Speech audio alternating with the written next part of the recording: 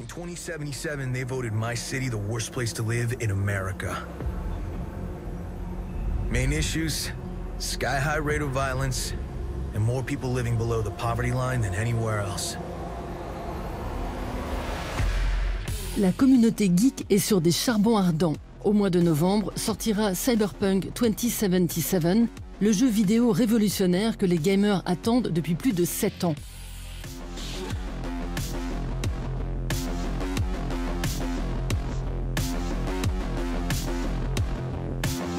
Les joueurs pourront endosser le rôle de V, un paria errant dans la mégalopole sombre et crasseuse de Night City. La hype a atteint des sommets quand on a su que Grimes, l'icône de la pop et l'acteur Keanu Reeves étaient de la partie.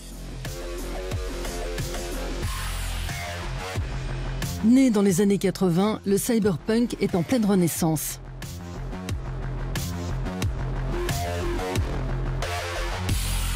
En route pour un voyage au cœur des cités gigantesques et dystopiques où se côtoient cyborgs, pirates informatiques et grandes enseignes lumineuses. Nous vivons à l'ère du cyberpunk. Oui, le cyberpunk, il y a ce côté, ce fantasme de relier, de se transformer soi-même. C'est une sonnette d'alarme pour l'humanité. Nous devrions prendre le temps de réfléchir et faire le tri entre les technologies que nous voulons développer ou non. Le revival du cyberpunk bat son plein. Elon Musk a même récemment lancé son Cybertruck, un pick-up 100% électrique au look futuriste. Mais on peut aussi citer Altered Carbon, une série Netflix dans laquelle la mémoire des gens est stockée dans des puces électroniques. En 1988, Mike Pondsmith a posé les bases de ce courant dérivé de la science-fiction avec le jeu Cyberpunk 2020, considéré comme un classique du genre. Plus de 30 ans plus tard, le nouveau jeu vidéo s'en inspire largement. J'ai voulu recréer cet environnement dans lequel des milliers de personnes croisent votre chemin chaque jour, telles des ombres dans une ville humide et dangereuse. Tous ces secrets et ces histoires, j'ai voulu les capturer et les transposer dans le futur. Et cela a été possible grâce au cyberpunk. Ce que j'aime, c'est cette fusion entre société dystopique et technologie. Le tout dans une esthétique de film noir. Lars Schmank est spécialiste en sciences des médias. Il a participé cette année à la conception d'un ouvrage de référence sur le cyberpunk, dans lequel il analyse pourquoi ce genre est le reflet de notre culture. Aujourd'hui, le cyberpunk est pertinent dans la mesure où il questionne les rapports entre l'humanité et la modernité. Comment abordons-nous les technologies au quotidien et à quel point y sommes-nous vraiment habitués ? La question de l'égalité des droits est également une thématique reprise par le cyberpunk. Théoriquement, c'est un genre dont l'intérêt réside précisément dans la prise en compte de la question suivante: qu'est-ce qui constitue un être humain ? C'est une métaphore qui mérite d'être explorée, et je vois dans ce questionnement un très grand potentiel, particulièrement en ce moment.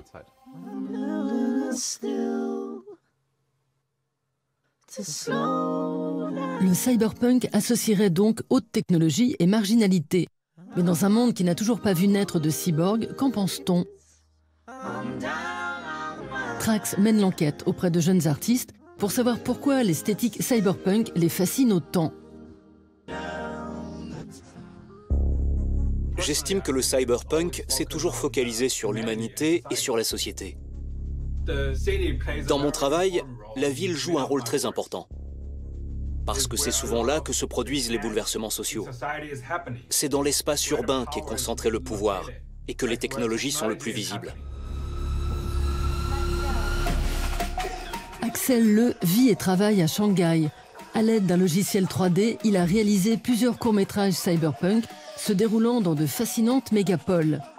Sa dernière création, Vincent, relate l'histoire d'un héros solitaire en croisade contre une horde de gangsters, inventeur d'une technologie futuriste de lavage de cerveau.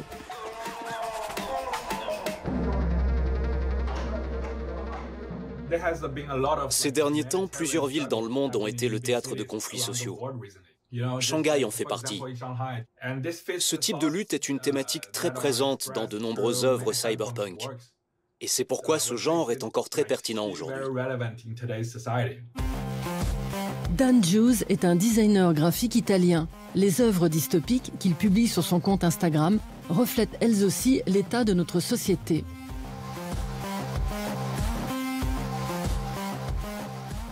Quoi qu'il arrive, le cyberpunk a un aspect politique. On y voit souvent des outsiders en lutte contre des multinationales. Dans mon travail, j'utilise les logos de ces grandes entreprises parce qu'elles représentent le mal. En ce qui me concerne, je ne lance pas un appel pour combattre cet ennemi.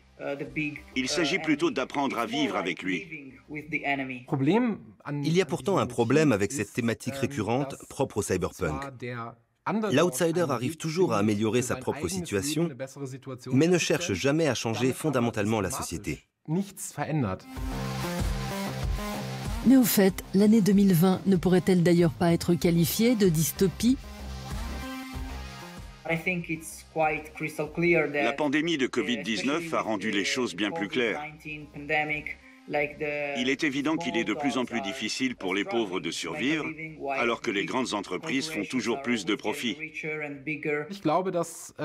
Vu la manière dont les choses évoluent actuellement avec le coronavirus, l'opinion publique s'intéresse toujours davantage au changement climatique. Compte tenu des circonstances, nous aurions tout intérêt à nous intéresser au biopunk, un sous-genre du cyberpunk. Mais qu'est-ce que le bio ou orgapunk ? Nous avons posé la question au duo de réalisateurs Seth Ickerman. Les deux Français viennent justement de sortir Blood Machines, un court-métrage lorgnant vers le space opéra. Notre film est plus orgapunk que cyberpunk, puisqu'on essaye plus de retrouver un équilibre avec notre nature, plutôt qu'un équilibre fantasmé avec les machines des années 80.